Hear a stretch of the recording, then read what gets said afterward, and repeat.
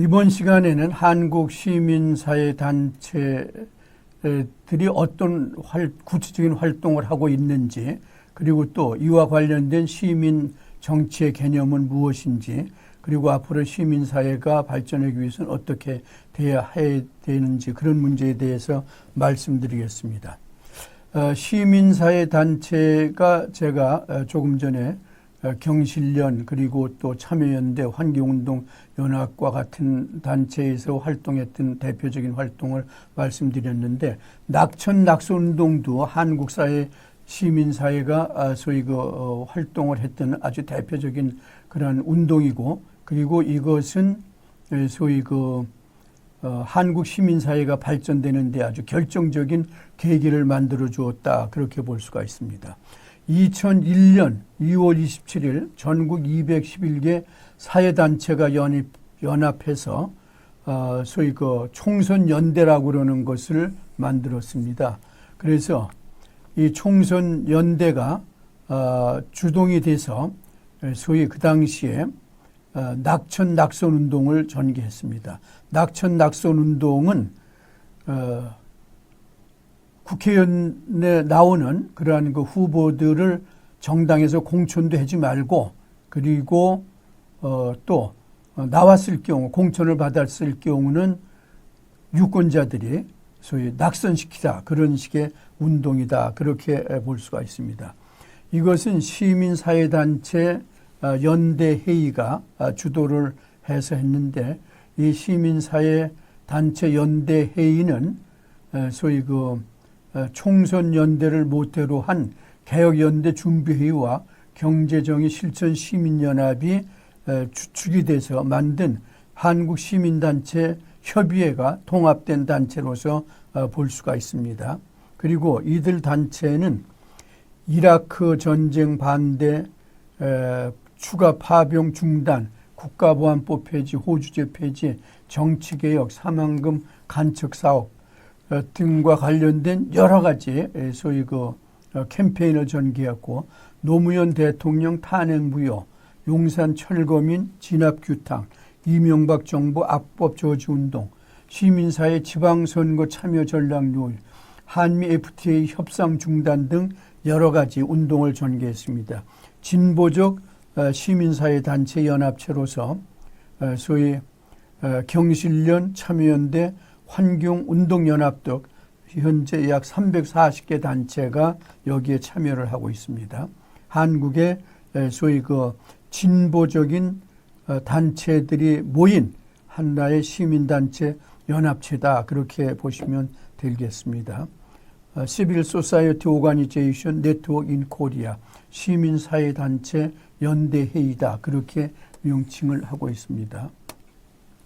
여기에 비해서 범시민사회단체 연합은 흥사단 등 공명선거 실천시민협의회 등에서 공명선거 추진 활동을 하던 단체들이 참여연대 중심의 낙천낙선운동에 반대하면서 한국 시민사회 네트워크를 형성했는데, 이것이 나중에 발전이 돼서 특히 2011년 서울시 무상복지 포퓰리즘에 대한 반대 운동을 전개하면서 형성된 보수 중심의 시민단체 연합입니다. 현재 약 300여 개 단체가 가입돼 있고, 올해의 인물상, 좋은 정치인상 등을 선정하여 상을 수상하며 사회적 대화기구 운동을 주로 하고 있는 보수적인 단체들의 연합체다, 그렇게 보시면 됩니다. 그러면 한국 시민사회 정치 참여, 시민사회와 정치 참여 상당히 아주 논쟁적이고, 또 이것이 바람직하냐 또는 이것은 문제가 있는 것이냐라고 그러면서 여러 가지 얘기를 많이 하고 있습니다. 시민사회는 본래는 비당파적 성격을 가지고 있기 때문에 정치개혁, 인권문제, 환경보호와 같은 주요 사회적 쟁점들에 관심을 갖고 있어서 민주화 추진 세력과 연대하거나 또는 독자적인 정치활동을 통하여 시민사회 중심 세력으로 발전을 하게 됩니다. 이런 예는 인도, 인도네시아, 필리핀, 라틴 아메리카 등과 같은 개발도상 국가에서는 시민단체 성격에서 잘 나타나고 있습니다. 이런 문제들은 인간과 관계된 기본권에 관련된 것이기 때문에 자신들의 목표 추구를 위해서 정치 영역에 참여하게 되는 것이고 또 이것은 정부나 정당이 제대로 역할을 하지 못하기 때문에 대중동원을 하는 활동은 자연히 민주화 촉진과 같은 정치적 성격을 갖게 됩니다. 선거시 후보자 정보 공개 운동, 선거시 낙천 운동, 공명선거 추진 활동, 후보자 초청 토론의 주관이 아무래도 정치에 참여의 성격을 갖지 않나 그렇게 보고 있습니다. 외국의 경우는 아주 이런 것이 상당히 일반화되어 있는 것을 우리가 알 수 있습니다. 우리나라의 경우 정치 참여와 관련된 아주 대표적인 운동은 낙천 운동이다 그렇게 볼 수가 있습니다. 아까 제가 말씀드렸죠. 시민사회단체 연대회의에서 참여연대를 중심으로 해서 전개된 운동이라고. 이것은 시민단체가 공직선거에서 부적절한 후보자를 대상으로 공천 반대와 낙선운동을 전개한 것을 낙천운동이다 그렇게 하고 우리가 말하고 있습니다. 2000년 1월 전국의 412개 단체들로 구성된 총선시민연대가 발족해서 제16대 4월 13일 국회의원 선거에 대한 있어서 부적절한 후보자에 대한 공천 반대운동, 낙선운동을 전개할 것을 천명하고 4월 3일 공천 반대자 64명 그리고 또 반인권 전력, 납세비리, 저질 언행 관련자 25명 총 86명의 낙선 대상자 명단을 발표해서 이들을 이번 국회의원 선거에서 유권자들이 떨궈야 된다라고는 아주 대대적인 캠페인을 전개했던 겁니다. 그래서 피켓팅, 과두방송, 현수막게시 등을 통해서 특정 후보를 떨어뜨리지 않은 운동을 전개한 건데 이 당시에 언론은 물론 국민들로부터 아주 상당한 지지를 받았습니다. 시민단체가. 그래서 86명의 낙선 대상자 가운데 59명, 무려 68.6%가 떨어졌습니다. 그리고 22명의 집중 낙선 대상자 중에 낙선자는 15명으로서 68%인데 수도권에서는 20명의 낙선 대상자 중 19명, 한 명만 당선이 되고 다 떨어졌습니다. 그래서 아주 이 당시에 정치권에 충격을 주고 국민들한테도 시민사회가 이렇게 우리나라 정치를 바르게 하기 위해서 운동을 전개하고 있다라고는 인상을 주게 된 것이다 그렇게 봅니다. 이 운동으로 시민단체 활성화가 이루어졌고 그러나 2001년 8월 헌법재판소가 총선연대의 낙천운동을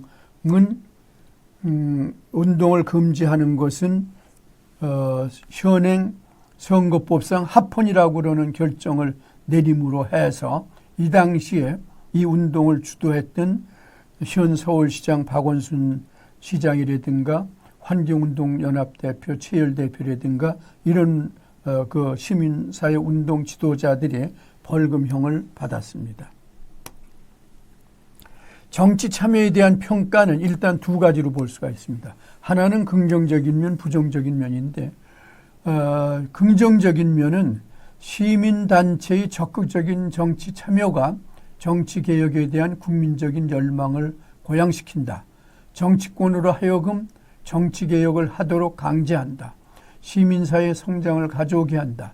젊은 유권자들에게 정치에 대한 관심을 갖게 한다.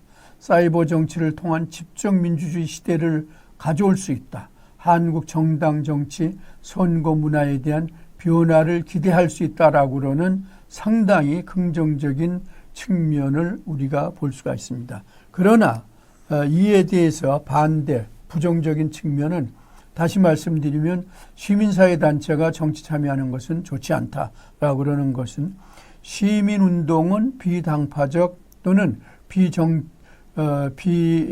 중립적 성격을 가져야 되는데 시민운동에 대한 정체성의 문제가 제기될 수 있다. 시민운동이 너무 정치화되고 있다. 시민단체 활동이 불법성을 띌 수가 있다. 검증 절차나 자료에 대한 공정성에 문제가 제기된다. 정치권에 의하여 시민단체의 순수성이 정략적으로 악용될 소지가 있다. 그리고 또 여기에 곁들여서 시민운동가들이 이런 운동을 통해서 정치권으로 들어가려고 그러는 그러한 또 자기 어떠한 PR의 성격도 갖고 있다. 그렇게 이야기하고 있습니다. 다음은 시민사회와 정부 그리고 거버넌스. 요새 거버넌스라고 그러는 얘기가 많이 되고 있지 않습니까?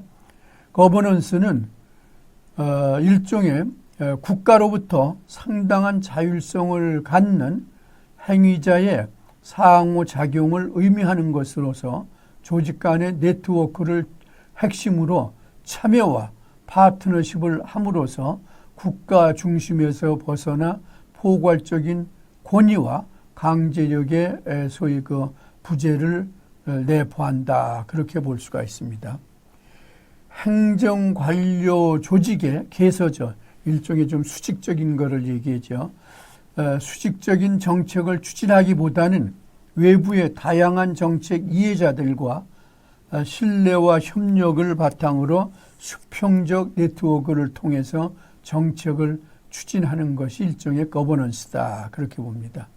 정책 결정 과정에서 공적 영역과 사적 영역을 엄밀하게 구분하여 정부가 주도하였던 기존의 폐쇄적인 모형과는 달리 두 경계가 완화되고 정부와 시민사회가 서로 상호 공조하는 개방적인 모습을 보이는 것이 소위 거버넌스다. 그렇게 우리는 볼 수가 있습니다. 그래서 거버넌스는 정책 네트워크에 참여하는 당사자들과 당사자들의 협상과 설득이 주요 정책 스타일이라는 겁니다.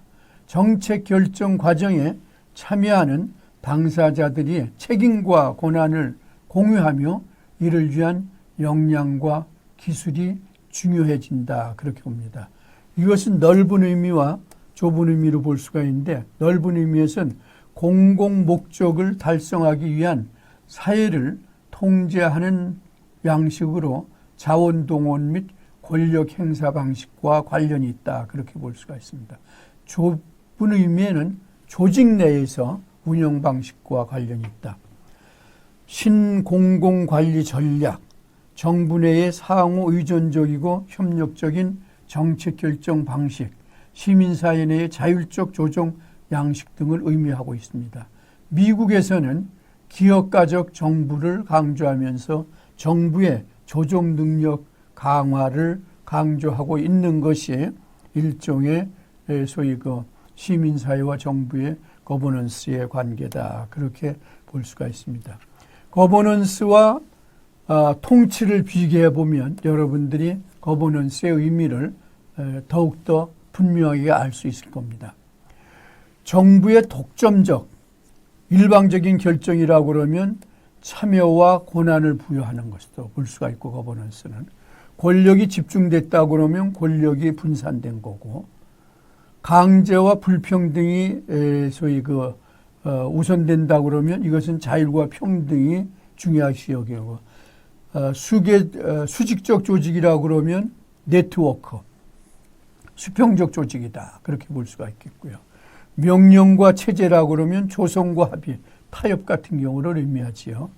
불신, 폐쇄, 은폐, 불투명하다라고 그러면 신뢰, 개방, 투명하다. 획일적이다라고 그러면 이것은 다양성을 강조하고 있고 신속, 강요, 독단이 통치의 개념이라고 그러면 토론, 협력, 연대를 강조하고 있습니다. 통치가 다수결의 원리를 강조하고 있다고 그러면 거버넌스는 소수자의 권리도 보호한다, 해야 된다라고 그러는 것을 강조하고 있습니다. 통치는 이데올로기가 상당히 주입됐다고 그러면 이것은 시민의 자발성, 그런 것이 창의성이 강조되고 있다. 그렇게 우리가 볼 수가 있습니다. 거버넌스에서의 정부와 NGO 간의 거버넌스는 시민사회 행위자의 참여를 유인하고 수용하고 있습니다. NGO는 거버넌스에서 아주 중요한 행위자다. 그렇죠. 그러니까 정부와 시민사회가 하나의 동등한 자격에서 어떠한 정책을 결정하는 것이다. 그렇게 봅니다. NGO는 거버넌스에서 공적 업무에 대한 시민 참여 유도, 실질적 공론장의 형성, 사회적 약자의 이해와 일반 여론의 반영, 정책 과정의 투명성 제고와 유용한 정보의 제공, 인권, 환경, 평화 등 보편적 가치 추구 등의 역할을 NGO가 추구하고 있습니다. 그래서 그런 것을 정부에다가 투입시키는 것이지요. 시민사회는 내적 필요와 역동성이 존재하지만 정부는 외부 환경과 상호작용하면서 발생하고 성장하는 것이다. 정부와 더불어서. 시민사회는 국가와 시장과 밀접하게 상호작용하면서 양자에 의해서 보장되는 측면도 가진다. 그렇게 볼 수가 있습니다. 표현의 자유는 국가의 법적 장치와 효과적인 정부의 존재가 필요하고 있습니다. 시장에 의한 경제 발전과 광범위한 중산층 형성이 시민사회 발달에 상당한 영향을 주고 있다. 그렇게 우리가 볼 수가 있습니다. 이런 식의 측면에서 거버넌스에서 정부와 NGO의 관계는 아주 상호 보완적이다. 그렇게 볼 수가 있겠습니다. 그러면 우리나라에 이런 NGO 활동을 지원하기 위한 법적인 체계는 어떻게 되어 있느냐라고 그러는 것을 여러분들과 더불어서 보도록 하겠습니다. 법적인 체계의 대표적인 것은 비영리 민간단체 지원법이다. 그래서 우리가 이것을 흔히 NGO 지원법이다. 그렇게 부르고 있습니다. 약칭으로 NGO 지원법이다. 그렇게 부르고 있는데 이것은 김대중 정부인 2000년 1월 12일 제정이 돼서 법률로서 공포가 됐습니다. 제정의 목적은 비영리 민간단체의 자발적인 활동을 보장하고 건전한 민간단체로의 성장을 지원함으로써 비영리 민간단체의 공익활동 증진과 민주사회 발전에 기여함을 목적으로 하고 있습니다. 여기서 비영리 단체라고 그러는 것은 영리가 아닌 공익활동을 수행하는 것을 주된 목적으로 하는 민간단체인데 구체적으로는 어떻게 표시하느냐. 사업의 직접 수혜자가 불특정 다수, 그러니까 공공 다수의 불특정 인사다. 그런 얘기지요. 구성원 상호 간에 이익 분배를 하지 않는다. 그러니까 이익이 남더라도 서로 그것을 논하지 않고 공익활동에 쓴다. 사실상 특정 정당, 선출직 후보자를 지원할 것을 주된 목적으로 하거나 특정 종교의 교리 전파를 목적으로 설립 운영되지 않아야 된다. 그러니까 이것은 특정 정파와 연계돼서 활동을 하면 안 된다. 그런 얘기입니다. 상시 구성원 수가 100명 이상은 돼야 될 것. 최근 1년 이상 공익활동 실적이 있어야 되는 것.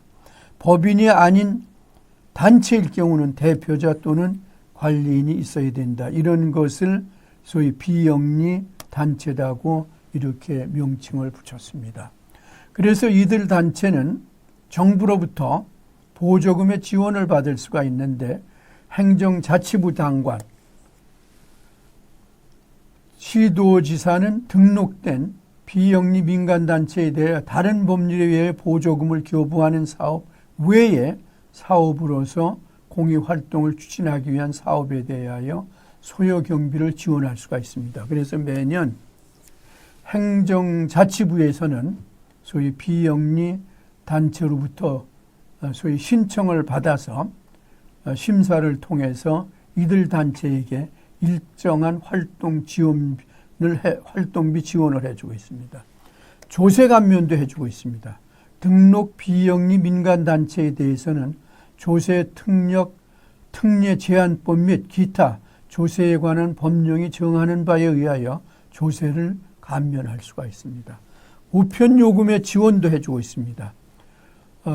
공익활동에 필요한 우편물에 대한 우편 요금의 일부를 감액할 수가 있어서 현재 감액을 해주고 있습니다. 비영리단체 지원법과는 별개로 이런 어떻게 보면 비영리 지원단체법, NGO 지원법이 아마 나름대로 그런 동기부여는 됐을 거라고 보고 있는데 서울시를 비롯한 각 지역에는 NGO 지원센터라고 그러는 것이 지금 현재 시에서 하나의 기구로서 운영되고 있는 것을 우리가 볼 수가 있습니다. 시에서 지원하는 기구 또는 도에서 지원하는 기구로서 각 지방자치단체가 시민사회 공익활동 촉진을 위한 공동체 문제 해결의 혁신적 플랫폼을 구축하고 있는데 이것이 NGO 지원센터입니다. 누구나 참여하고 경험과 자원을 공유하여 더 나은 사회를 만드는 새로운 공익활동의 모델을 발굴하고 확산할 수 있는 기반 조성을 하기 위한 차원에서 NGO 지원센터가 생겼습니다. 그래서 건강한 공익활동 생태계 조성, 공익적 시민활동의 성장 기반 지원, 다양한 공익활동 발굴 및 지원, 경험과 자원의 공유를 통한 공익활동의 사회적 영향력 확산, NGO 관련 모든 정보를 모으는 리소스 뱅크 역할, 공익활동을 하는 개인과 시민사회 공익활동가의 역량 강화 지원 체계 구축, NGO 활동에 참여하는 시민과 자원활동, 프로슈머의 확대, 프로그램의 확대, NGO를 지원하는 전문가 및 전문기관 네트워크 활성화, 이런 식의 활동을 NGO 지원센터가 하고 있습니다. 일본에는 이 NGO 지원센터가 아주 오래전에 생겨서 각 현이나 또는 시에서 시민들의 활동을 적극적으로 지원해주고 있고 또 그들이 가지고 있는 공간을 새로운 시민단체가 활동을 할 때 공간이 부족할 때 또는 초기에 조직을 할 때 그 공간을 일정한 기간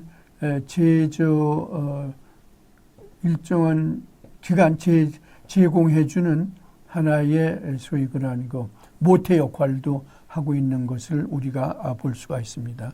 우리나라의 경우 서울, 부산, 대구, 광주, 대전 등이 일종의 지방의회의 조례의 형태로서 이런 NGO 센터 또는 비영리 단체 지원센터 이런 식의 이름으로서 소위 설치되어서 민간의 비영리 단체 활동을 지원해주고 있습니다. 그리고 이것은 최근의 경우는 기초자치단체 같은 경우도 파급돼 가고 있는 현상을 우리가 볼 수가 있습니다. 이런 NGO 활동과 관련돼서 우리한테 또 최근에 관심을 나타내고 있는 것은 사회적 기업이다. 그렇게 볼 수가 있습니다. 물론 여러분들이 보시는 것과 마찬가지로 이것은 기업이라고 그러는 측면에서 보면은 일종의 영업 활동을 수행합니다. 그러나 이들의 목적이 기업을 통해서 돈을 벌자 그러는 것이, 그리고 돈을 벌어서 이 기업에 참여하는 사람들이 이익을 나누자 그러는 것이 목적이 아니고, 이들은 사회적 기업이라고 그런 이름하에 생산과 판매 활동을 함으로써 나오는 이유는 또 다른 소위 비영리 활동을 하는데 다시 쓰게 하는 것이다. 그렇게 볼 수가 있죠. 물론 이제 회사에서 하고 있는 사회적 기업 활동도 나름대로 이것과는 관계는 있지만, 그러나 엄격히 그것은 회사의 기업 차원에서의 소위 사회 지원 활동이고 이것은 전적으로 이런 그 봉사 차원 또는 비영 차원에서 이루어지고 있는 것이다. 그러고 합니다. 비영리 조직과 영리 기업의 중간 형태로서 사회적 목적을 추구하면서 영업 활동을 수행하는 기업입니다. 취약계층에게 사회적 서비스 또는 일자리를 제공하여 지역 주민의 삶의 질을 높이는 등의 사회적 목적을 추구하면서 재화, 서비스의 생산, 판매 등 영업 활동을 수행하는 기업을 사회적 기업이다. 그렇게 얘기합니다. 영리 기업이 이윤 추구를 목적으로 하는 데 반해 영리 기업은 사회적 기업은 사회 서비스의 제공 및 취약계층의 일자리 창출을 목적으로 하는 점에서 영리 기업과는 큰 차이가 있습니다. 주요 특징으로는 취약계층의 일자리 및 사회 서비스 제공 등의 사회적 목적 추구, 영업활동 수행 및 수익의 사회적 목적 대투자, 민주적 의사결정 구조, 구비 등을 들 수가 있습니다. 미국 및 유럽 선진국에서는 1970년부터 활동해서 아주 대단히 소위 활성화되어 있다. 영국에는 무려 5만 5천여 개의 사회적 기업이 다양한 차원에서 활동을 하고 있습니다. 우리나라의 경우는 여기에 관련된 법이 생겨서 2007년 7월부터 고용노동부가 주관하고 시행하고 있습니다. 그러니까 재활용 품을 수거, 판매하는 아름다운 가게, 아름다운 재단에서 운영하는 것이요. 지적장애인을 위한 지적장애인이 우리밀 과자를 생산하는 위켄, 이건 지적장애인들이 우리밀 과자를 생산하고 있습니다. 지적장애인들한테 일자리를 주는 거죠. 폐타이어 등 재활용품을 활용하여 만든 악기를 통해 소외계층을 위해 공연을 하는 노래단 같은 경우가 이런 소위 그 사회적 기업의 대표적인 형태입니다. 요새 사회적 기업은 특히 젊은이들한테 아주 상당히 많은 그러한 관심을 유도하고 있습니다. 다음은 시민정치에 대해서 말씀드리겠습니다. 시민정치는 최근 대의민주정치의 위기가 나름대로 여러 가지 차원에서 논의되면서 이에 대한 대안으로서 시민정치의 문제가 지금 민주주의가 잘 되고 있는 영국이나 미국 또는 프랑스, 독일 등에서도 대두되고 있는 것을 우리가 볼 수가 있습니다. 대의민주정치는 전체 공동체에 관한 심의가 구성원을 모두의 직접적인 참여하에 이루어지는 것이 아니고 이런 목적을 위해서 선출된 사람에 의해서 이루어지는 것이 대의민주정치인데 이 대의민주정치가 요새 본질이 상당히 변화되고 있다. 다시 말하면 민주정치가 시민들의 욕구를 제대로 수렴하지 못하고 오히려 기득권을 위한 정치인들이나 정당에 의해서 민의가 왜곡되는 현상이 발생돼서 시민들이 직접 정치에 참여하는 것이 시민정치입니다. 다시 말하면 요새 우리나라 국회에서도 보는 것과 마찬가지로 국회가 국민을 위해서 하는 것이 아니라 국회의원들을 위한 국회, 국회의원에 의한 국회, 국회의원의 국회가 되고 있는 그런 현상을 비난하면서 이러면 안 되겠다. 오히려 시민의회를 만들어서 우리나라 정치를 바꾸자 그런 얘기죠. 미국산 쇠고기 수입 문제 발생 시 촛불 시위와 같은 시민들의 의사 표현 방식은 현대 민주주의가 나타내고 있는 위기의 한 형태이며 이는 동시에 간접 민주주의에 대한 반대로서 소위 거리 데모크라시, 거리 민주주의라고 부를 수가 있습니다. 2016년, 17년 있었던 탄핵 정국 시 전개된 촛불 시위와 태극기 시위도 시민 정치의 한 예다 그렇게 우리가 볼 수가 있습니다. 시민정치의 문제는 87년 이후 한국 정치가 평화적인 정권 교체를 통해서 민주주의가 공고한 과정에 있기는 하지만 아직도 서구 민주주의에 비하여 정당 정치가 제도화되지 못해서 이로 인한 대의민주정치가 제대로 되지 않아 시민들의 욕구를 분출할 그러한 차원에서 대의민주주의에 대한 대안으로서 등장하고 있는 겁니다. 대의민주주의의 위기 요인은 무엇이냐? 대의민주주의가 왜 지금 위기가 되고 있느냐? 첫째는 정당 정치 제도화의 낮은 수준이다. 정당이 국민의 여론을 제대로 수렴하지 못한다. 정당이 얼마나 지금 많이 이합 집산을 하고 있습니까? 정당의 소위 분당과 창당 그리고 합당 과정이 반복되는 행태는 정당 정치의 낮은 수준의 제도화를 나타내고 있습니다. 권위주의 정치 구조. 우리는 지난 30년간 약 3회의 평화적인 정권 교체를 통하여 권위주의 정치가 과거에 비해서는 다소 쇠퇴해 있지만은 우리나라 헌법이 가지고 있는 대통령 중심제 때문에 권력 집중화 현상이 나타나서 권위주의 정치가 아직도 계속되고 있다. 의회 정치 기능의 저하. 국회는 전국이 요동치고 있는 상황에서도 국민의 대변자 역할을 제대로 못하고 있다. 국회의 역할이 상당히 미흡하다. 그건 제가 말씀드리지 않아도 여러분들이 너무나도 잘 아실 거 아닙니까? 공공 영역에서의 인식 부족의 문제. 각종 선거나 정책 결정 과정에 있어서 영향력 있는 이익 집단들의 역할이 증대됨으로써 정치가 특정 집단의 이익을 대변하는 기구로 전락하고 있는 현상이 나타나고 있다. 그래서 공공이익을 수행하는데 정치가 제대로 못하고 있다. 유권자의 투표율 저조. 최근 실시된 대통령 선거를 비롯한 각종 선거에서 유권자의 투표율이 점차 저하되고 있습니다. 이는 정치 불신에서 야기되며 따라서 대의민주정치의 위기 요인으로 작용하고 있다. 그렇게 우리가 볼 수가 있습니다. 그래서 이런 문제를 해결하기 위해서 시민정치가 대두되고 있는 것이다. 그렇게 볼 수가 있는 것입니다.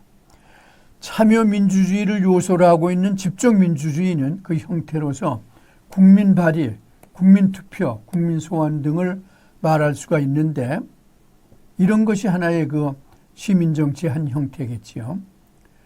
이는 사회 구성원이 공동체의 정책을 형성하는 데 있어 직접 참여함으로써 대의민주주의에서 문제가 되고 있는 시민의 정치적 소외감을 줄이고 또한 정책에 대한 시민의 일체감 조성 등에 기여하고 있어서 이를 시민정치라고 말할 수가 있습니다. 이와 같은 시민정치는 21세기 들어서 일종의 참여민주주의 형태로서 나타나고 있습니다. 그러면 시민정치의 특성은 무엇이냐? 시민정치는 우선 정보기술의 발달에 따른 디지털 민주주의의 확대다 그렇게 봅니다.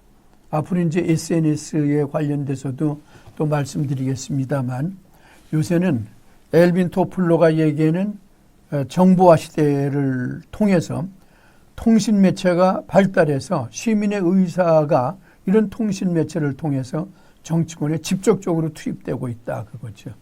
전자민주주의, 디지털 민주주의, 사이버 민주주의 이런 것이 시민 정치의 새로운 형태로서 나타나고 있는 것을 우리가 볼 수가 있습니다. 사이버 공간을 통하여 디지털 민주주의는 쌍방 소통이 가능해지면서 시간과 공간에 장애 없이 즉각적인 소통이 이루어진다는 점에서 종래의 소통 수단과는 다른 특성을 가지고 있습니다. 이것은 SNS의 영향력이 더욱더 커지면서 시민정치도 활성화되는 그러한 경향을 볼 수가 있습니다. 이것은 하나의 정치의 문화화 현상이다 그렇게 봅니다. 요새 정치인들에 대한 팬클럽이 많이 있지 않습니까? 예를 들어서 노무현 대통령 때 노사모, 또 이명박 대통령 때 소위 이명박을 사랑하는 정치모임, 또 박근혜 대통령 때 박사모, 또 문재인 대통령에 대해서는 문재인 대통령을 사랑하는 그러한 그 모임 팬클럽 같은 경우가 소위 많이 생기고 있습니다. 그래서 정치인 팬클럽이나 자발적인 정책을 통해서 헌신적인 정치 참여를 하고 있는 그러한 새로운 시민의 문화와 현상이다. 그렇게 볼 수가 있습니다.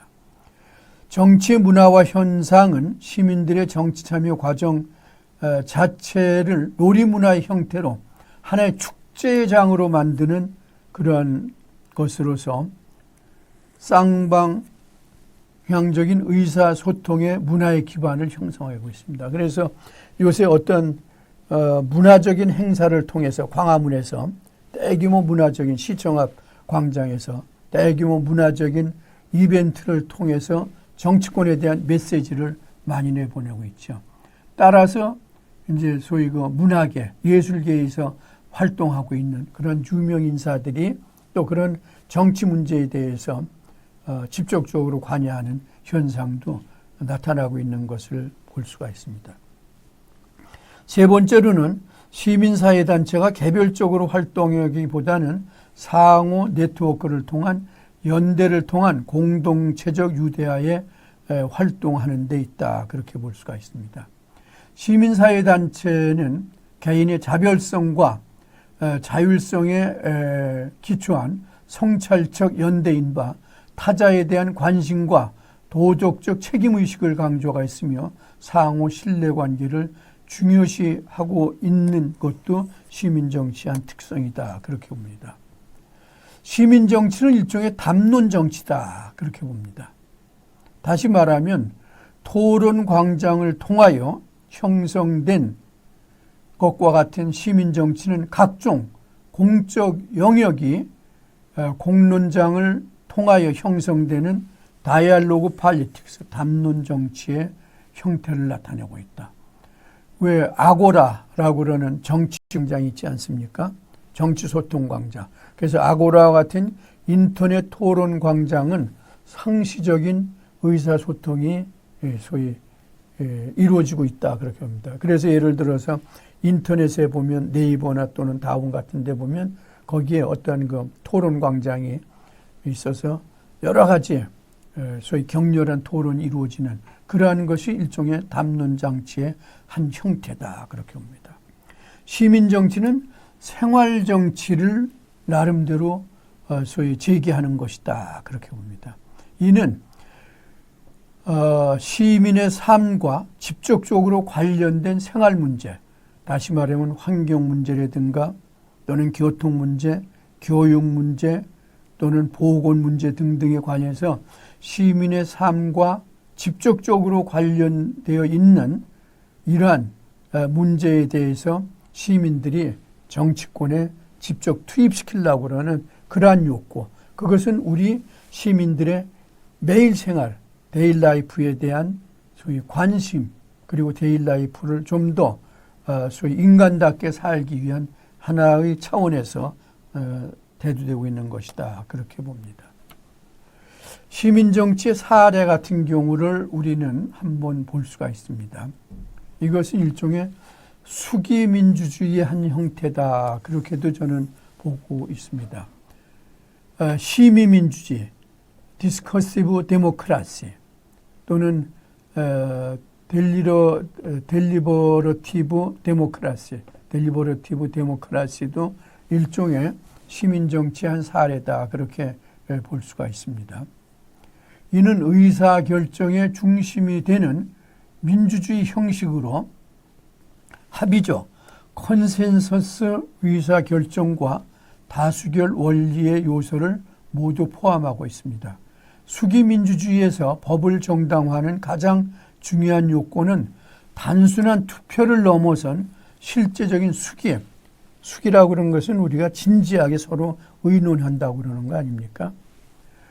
숙이라고 하는 점에서 전통적인 민주주의 이론과는 다소 차이가 있다. 그러니까 다수결로 뭐 모든 걸 정하면 되는 거 아니냐 그런 것이 아니라 그 문제에 대해서 우리가 아주 깊이 토론하고 깊이 이해하고 그러면서 어떤 소위 그 공통된 의견을 도출하는 그러한 형태다 그런 거죠. 수기민주주의는 대의민주주의와 집정민주주의 모두와 양립할 수 있다 그렇게 봅니다.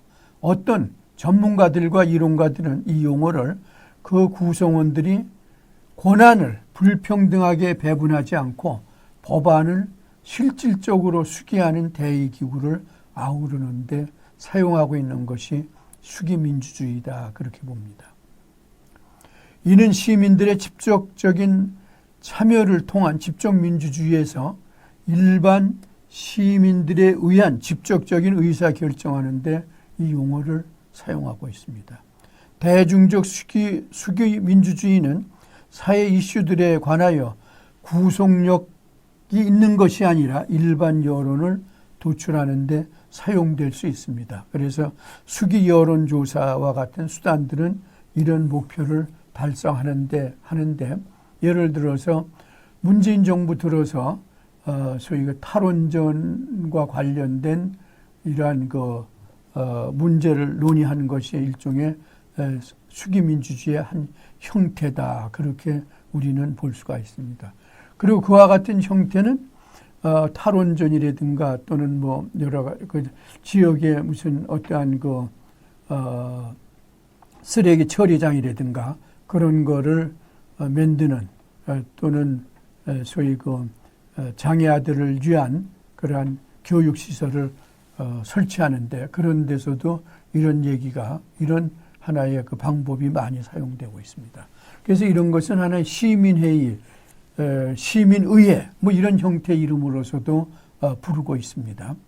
시민들 스스로가 토의하고 선택하는 시민의회, 시민회의는 서로의 다름을 이해하고 해법을 모색하는 대안토론의 현장으로서 비방과 비난이 난무하는 토론이 아닌 스스로의 변화를 만들어내는 우리의 목소리를 담아낸다는 취지에서 현재 지방자치단체, 방송, 단체 등에서 활성화하고 있습니다. 각 지방자치단체에서 시민이 편성하는 예산, 시민이 선출하는 동장, 시민이 추천하는 주요 정책 등이 시민의회 또는 시민회의의 이름으로 추진되고 있는 것을 우리가 볼 수가 있습니다. 그래서 일부 지자체에서는 시민이 편성할 수 있는 예산의 일정 목을 아예 주는 경우도 있잖아요. 또 KBS 토론쇼 시민의회는 2018년 9월 KBS가 연령, 지역, 성별 등을 바탕으로 무작위로 선발된 200명의 시민의원들로 구성된 시민의회를 구성, 전문가들의 설명과 자료집, 이러닝 등을 활용하여 의제에 관한 정보를 제공받고 시민의원들과 함께 고민하고 토의하며 해결하는 방법을 찾고자 하는 프로그램이 방영됐는데 이것도 그런 거의 한 형태다 그렇게 보고 있습니다.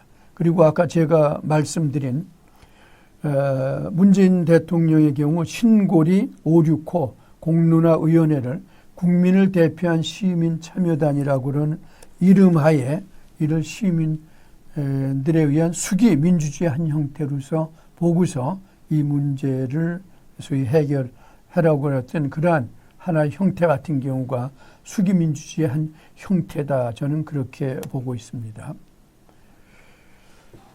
다음 시민사회가 발전하기 위해서는 시민교육이 상당히 중요합니다. 시민교육의 필요성은 뭐 제가 아무리 말씀드려도 지나치지 않을 정도로 강조가 되어 있는데 시민교육은 왜 필요하냐? Civil Education. 그러니까 우리 민주시민으로서의 정당한 또 합당한 활동을 하는 자질을 갖추는 걸 시민교육이다 그렇게 했는데 보편적 가치의 공유 및 내재화가 필요하다 그렇게 봅니다. 그러니까 시민들이 가지고 있는 배려, 존중, 시민문화 형성, 호혜, 관용, 정의, 용기와 같은 그러한 보편적 가치를 함양하고 내재화할 수 있는 시민교육 제도가 필요하다. 자발적 사회적 연대, 시민의식은 사회적 현안에 대한 자발적 참여와 진정한 연대를 가능하게 한다. 그렇게 우리는 볼 수가 있습니다. 균등한 기회보장, 시민교육의 기회가 보편화되어야 된다. 시민교육에 있어서도 점차 IT 기술을 활용해서 교육 기회가 확대되고 참여가 확산되고 있습니다. 지속 가능하고 건강한 민주주의를 실현하는 것이 결국은 시민교육이 필요한 하나의 요인입니다. 시민의식은 일시적이나 이례적으로 형성하는 것이 아니라 장기적이고 지속적인 합습과 실천을 통해 내재화돼야 된다 그렇게 봅니다. 그래서 시민교육 활성화를 위해서 적극적으로 사회적 역량과 자원을 집중해야 된다 그렇게 봅니다.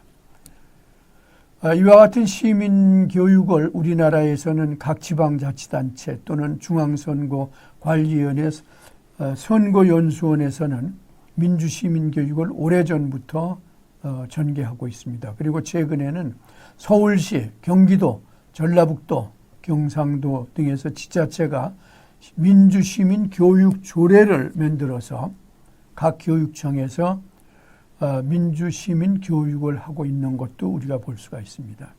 그런데 이와 같은 시민 교육은 독일에서 보는 것과 마찬가지로 전 생애에 걸쳐서 진행되어야 된다 그렇게 봅니다. 학교와 학교 밖 사회에서 일관된 교육과 학습이 이루어지는 것이 바람직하다. 서울시는 조례에 근거해서 민주시민교육자문위원회를 구성해서 민주시민 교육 종합계획안을 마련하고 이에 따라서 2017년에 서울시 생활 속 민주주의 학습 지원센터를 설립한 것을 볼 수가 있습니다. 아까도 말씀드렸지만 독일 같은 데서는 아주 이것이 상당히 발전돼 있다. 그렇게 우리가 볼 수가 있습니다. 그러면 우리나라의 지금 시민사회는 제가 여러 가지 차원에서 말씀드렸는데 상당히 발전돼 있고 또 앞으로도 발전될 소지는 많습니다. 그러나 또 시민사회가 가지고 있는 여러 가지 문제점도 우리는 결코 간과해서는 안 될 겁니다. 그러면 한국 시민사회에 대한 문제점은 어떤 것이 있느냐라고 그러는 것을 간단히 보겠습니다. 첫째, 그 정치 참여에서도 보는 것과 마찬가지로 시민사회에 대한 권력화 현상이 나타나고 있다. NGO의 크기가 지나치게 비대화되어 정부와 같은 힘을 가진 기구화되는 현상도 나타내고 있고 권력을 비판해야 될 NGO가 권력 지향적인 기구가 되는 아이러니한 현상이 벌어지고 있습니다. 물론 사회 권력이라고 그러는 차원에서는 권력화 현상을 이해할 수가 있지만 이것이 지나치게 커갖고서는 오히려 소위 하나의 아주 제도화된 권력이 아닌가 그렇게 지금 생각할 수가 있다 이거죠. 비전문성, 특정 분야에 대한 전문적 지식이 없으면서 있는 것처럼 활동하는 사례가 많다. 물론 모든 사람이 전문가는 될 수가 없습니다만 또 시민사회단체가 정부기구 같이 아주 구체적인 그러한 전문 지식은 못 가질 수도 있습니다. 또 정보가 부족하기 때문에. 그러나 일부 시민단체는 전문성이 없으면서도 전문성이 있는 것처럼 포장해서 소위 엉터리 자료 같은 거를 제공하는 경우도 있다 그런 얘기입니다.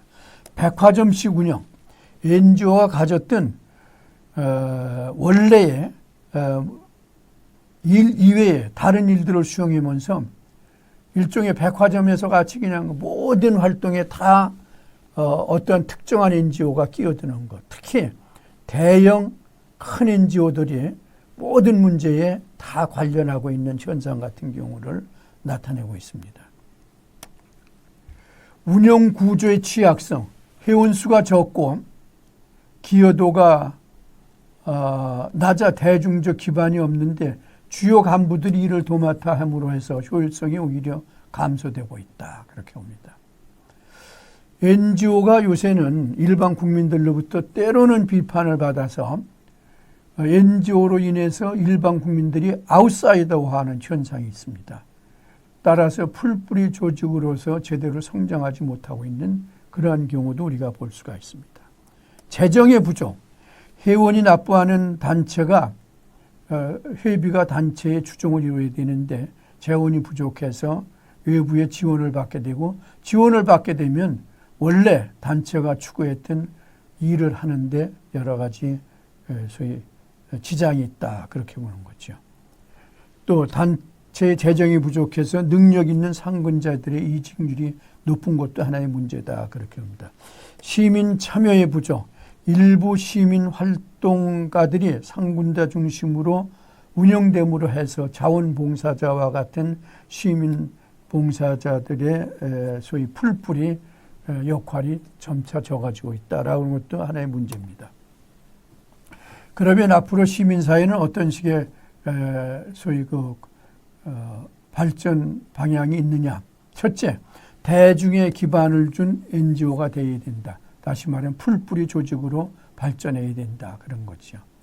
둘째, 시민사회 대변자로서 일반 시민으로부터 요구를 파악하고 이를 정부에 연결하는 에이전트의 역할을 충분히 수행하기 위해서는 하나의 전문적인 지식을 가져야 된다. 그리고 전문화된 체계를 구축해야 된다. 그렇게 합니다. NGO의 발전을 위하여 민주적 정치 과정의 확립이 필요하다. 그렇게 봅니다. 민주적 정치 과정이 됐을 때 NGO의 활동도 더욱더 활성화됐습니다. NGO의 자율성 제고가 나대로 중요하다. 임원 충원, 재정 운영, 활동 방향 설정 등 단체 운영에 있어서 자율성, 독립성, 또 민주성이 강조되어야 된다. 그렇게 봅니다. 다섯 번째는 NGO는 정부로부터 자율성의 확보와 더불어 정부와의 지속적인 거버넌스 연도 구축해야 된다. 여섯 번째, NGO는 기업과는 달리 고도의 신뢰성을 국민들로부터 유지해야 하므로 조직과 운영과 사업 추진에서 철저한 투명성과 높은 수준의 도덕성이 유지가 되어야 된다. 일곱 번째는 정보사의 등장에 따른 네트워크의 활성과 이런 차원에서의 국제적인 협력이 상당히 필요하다. 그렇게 봅니다. 그리고 여덟 번째는 SNS와 같은 정보 매체의 효율적인 운영이 앞으로 있어야 된다. 아홉 번째는 우선 NGO는 시민들이 주축이 되어야 되기 때문에 시민의식이 함양되어야 된다. 민주적 시민의식을 갖는 것이 가장 중요하다라고 그러는 것을 끝으로 말씀드리겠습니다. 지금까지 한국 NGO에 관련돼서 여러 가지 중요한 쟁점과 과제들을 우리가 알아보았습니다. 감사합니다.